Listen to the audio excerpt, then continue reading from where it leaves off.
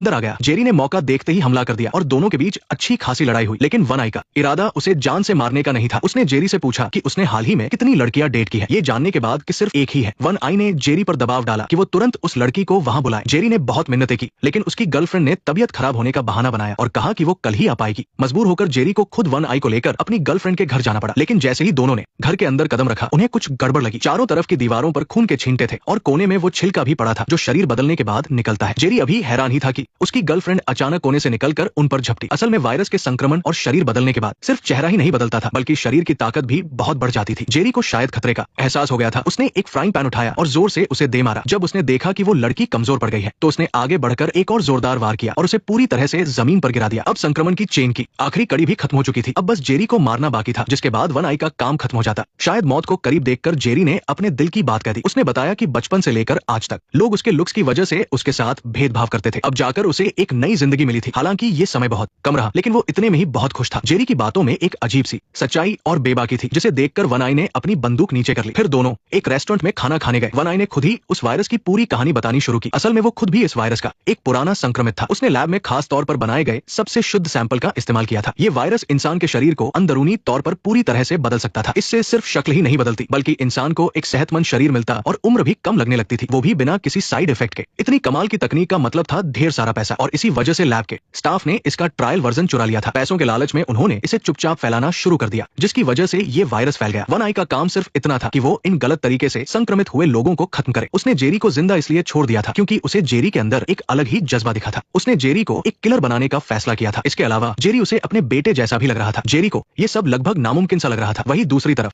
Cooper अब तक flight लेकर न्यूयॉर्क वापस पहुंच चुका था। उसे अपने साथियों से पूरी बात का पता चला। असल में एक दिन पहले न्यूयॉर्क की एक फैशन मैगजीन की कैंटीन में दो लड़कियां प्लास्टिक सर्जरी के बारे में बात कर रही थी। तभी एक महिला एडिटर वहां आकर बैठी, जिसका चेहरा पीला पड़ा हुआ था। करली बालों वाली लड़की ने फिक्र जताते हुए पूछा कि वो ठीक तो है, पर एडिटर ने उसे अनसुना कर दिया और टेबल पर रखी पानी की बोतल झपट ली। करली बालों वाली लड़की उसे रोकने ही वाली थी कि एडिटर ने उस पर कुर्सी से जोरदार हमला कर दिया और उसे जमीन पर गिरा दिया। वो महिला एडिटर अब किसी पागल जानवर जैसी लग रही थी और उसकी ताकत भी डरावनी हद तक बढ़ चुकी थी। बाकी लोग डरे हुए तो थे, लेकिन फिर भी उन्होंने अपने फोन निकालकर वीडियो बनाना शुरू कर दिया। देखते ही देखते एडिटर की आंखें सुन पड़ गई। कुछ ही दूरी पर खड़ी करली बालों वाली लड़की खौफ से अपनी आंखें बंद कर लेती है। किसने सोचा था कि हादसे के वक्त मरने वाले के शरीर का तापमान अभी भी बहुत ज्यादा होगा और खून के छींटों की वजह से आसपास के कई लोग भी संक्रमित हो गए थे। उन सभी लोगों की टेस्ट रिपोर्ट पॉजिटिव आई थी। अभी तो वो सब देखने में बिल्कुल नॉर्मल लग रहे थे, पर किसी को नहीं पता था कि वो कब बेकाबू हो जाए या उनके शरीर